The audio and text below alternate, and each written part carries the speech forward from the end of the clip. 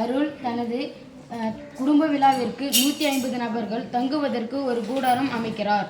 150 பேர் தங்குறதுக்கு கூடாரம் அமைக்கிறார். சரியா?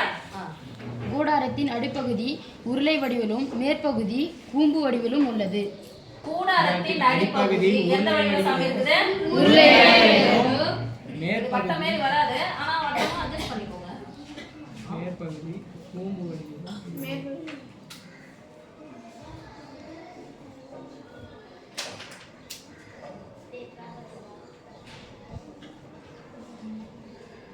அகலமா தான் போட்டுக்கணும். சரி, போறோம்.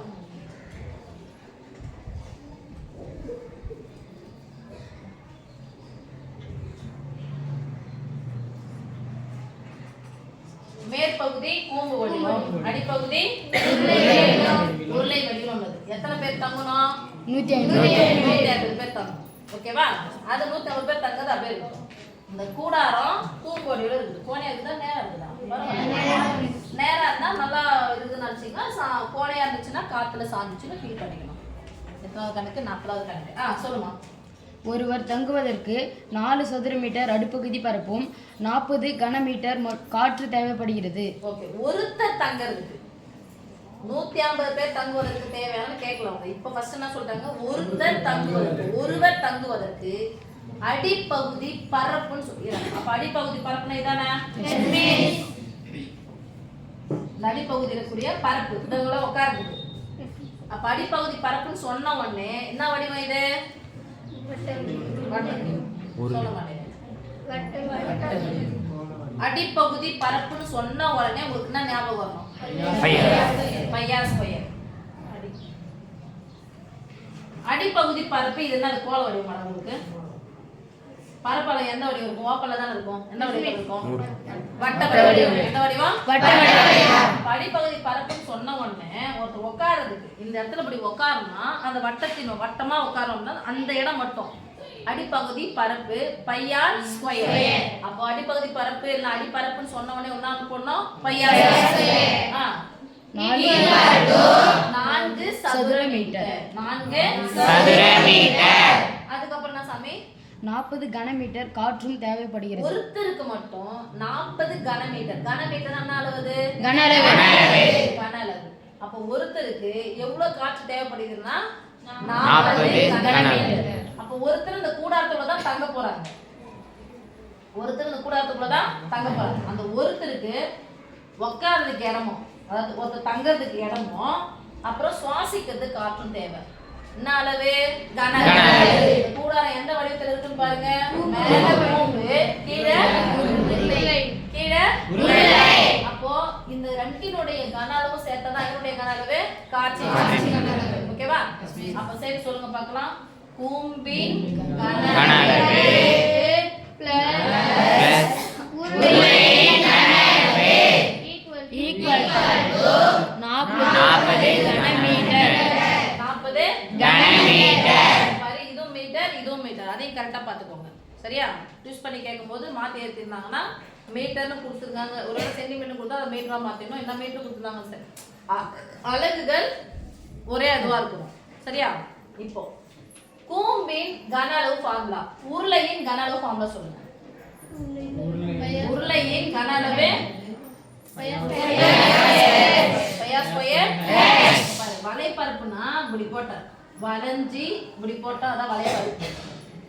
பரப்பளவுனா உள்ள பரப்பி வைக்கிறது. பரப்பி வச்சா பரப்பளவு. அப்போ இது பையார் ஸ்கொயர். இது என்ன அளவு? கன அளவு. அப்போ உருளையின் கன அளவு பையார் ஸ்கொயர். கூம்பின் கன அளவு எதுல தான் நம்ம எடுக்கிறோம்?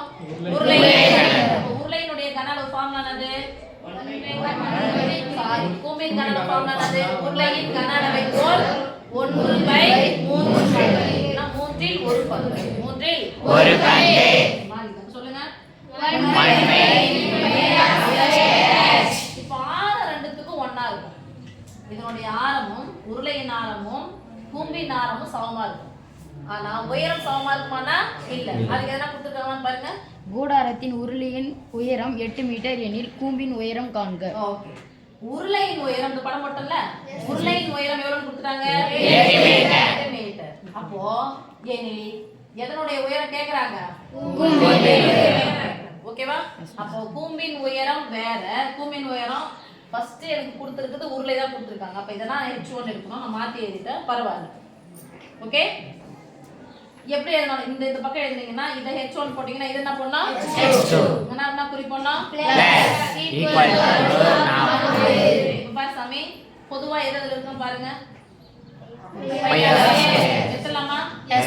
வெளிய எடுத்தா கேன்சல், வெளிய எடுத்தா கேன்சல். என்ன இருக்கு? 1/3.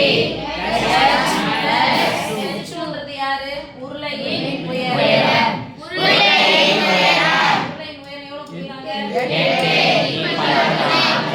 அடிப்பகுதி பரப்பு எவ்வளவு கொடுத்திருக்காங்க? 4. என்டா 1/3